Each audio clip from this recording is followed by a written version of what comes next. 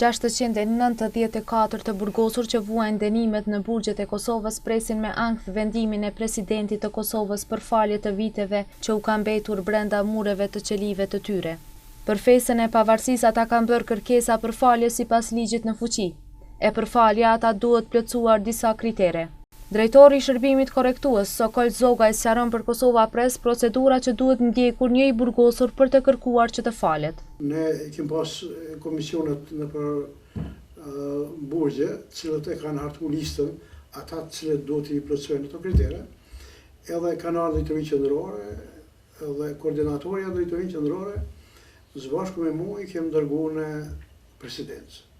Edhe kriter kryesor për mua është duhet falen gjithë ata të burgosur, të cilët procesi i resocializimit tyre është në kuptimin pozitiv, do të ka sjellje të mira ndaj stafit, ndaj burgosurve, ndaj familjeve të tyre, pra është i përgatitur për jetën post-penale apo kthimin e tyre në familjet e tyre. Dhe ata presin falje prej personave kompetent. Besoj një pjesë shumë e madhe të tyre i kanë plotësuar kriteret.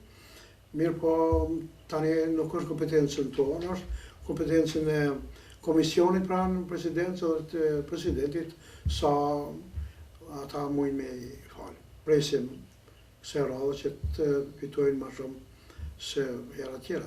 Drejtori i Departamentit për çështje juridike dhe marrëdhënie ndërkombëtare në Presidencën e Kosovës, Besim Kajtazi, konfirmoi se komisioni ad hoc është duke shqyrtuar dhe vlerësuar secilën kërkesë veç e veç për falje në pajtim me ligjin. Pa përfunduar puna e shqyrtimit e të gjitha kërkesave që janë drejtuar presidentit, nuk mund të japim asnjë numër, nga se sipas procedurave përkatëse fillimisht komisioni rekomandon presidentit e më pas është në të drejtën e presidentit që të bëjë shpalljen e faljeve individuale. Duhet të kemi parasysh që falja nënkupton pushtetin e jashtëzakonshëm ekzekutiv të presidentit për t'i falur personat e dënuar për vepër penale, duke i liruar nga dënimi i përcaktuar nga gjykata. Presidenti, pasi që të vendos për persona që do të falen, do të shpall falje me anë të dekretit, i cili do të publikohet në Gazetën Zyrtare të Republikës së Kosovës, tha Kajtazi për Kosova Press nëpërmjet postës elektronike. Të burgosurit e Kosovës nuk kishin fat në kohën sa presidente ka qenë Atifete Jahjaga. Gjatë mandatit të saj, Jahjaga ka falur një numër shumë të vogël të burgosurve dhe për këtë ditë më parë ka reaguar edhe Këshilli për të drejtat dhe liritë e njeriut. KMDL-një po ashtu ka kërkuar që presidenti Thaçi të falë sa më shumë të burgosur, pasi që kjo e drejtë u garanton edhe kushtetuta e Kosovës.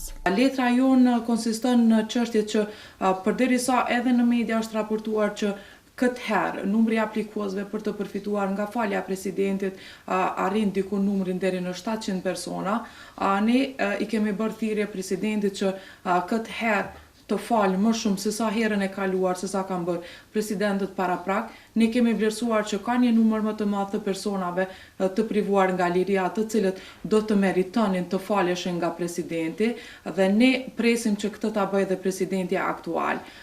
Gjithsesi, personat të cilët plotësojnë kriteret për falje, ne kemi vlerësuar që është një numër i konsiderueshëm i këtyre personave të cilët kanë arritur risocializimin në qendrat korrektuese në Kosovë dhe vlerësojmë që dhe presim në fakt nga presidenti, nga ekipi i presidentit që do të bëjë vlerësimin e këtyre aplikacioneve, të falë më shumë dhe të falë ata të cilët e meritojnë. Falja nuk prodhon probleme në rast se bëhen ose falen persona të cilët e meritojnë vërtet faljen, të cilët vërtet plotësojnë kushtet dhe kriteret të cilat janë të përcaktuara për të përfituar nga ky institucion i presidentit.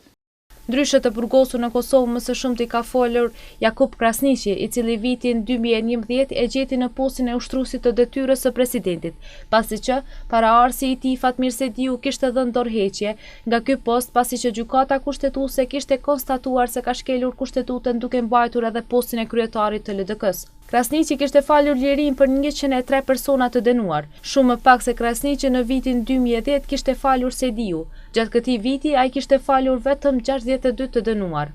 Ndërsa, zemër shtrënguar për këtë çështje ishte treguar ish presidentja Atifete Jahjaga, e cila në vitin 2015 dhe 2016 nuk e kishte falur asnjë të burgosur. Presidentja Atifete Jahjaga në vitin 2014 për herë të fundit kishte falur dënimin e të burgosurve, me vendim të saj ishin falur vetëm 2 nga 515 sa kishin kërkuar.